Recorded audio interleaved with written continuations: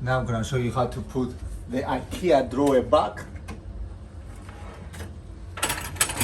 We go and keys.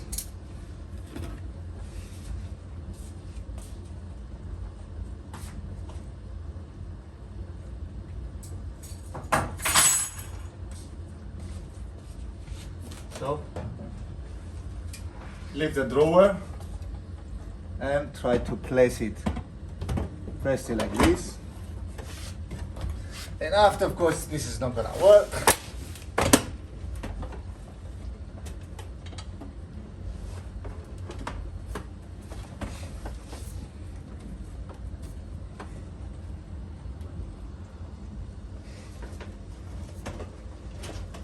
Make sure you have this outside and slide the other things inside.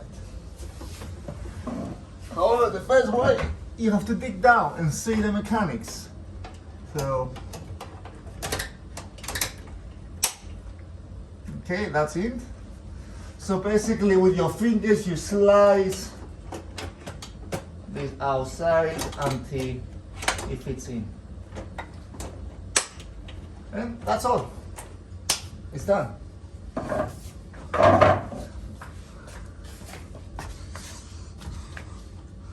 Hope you like my video. Let me know.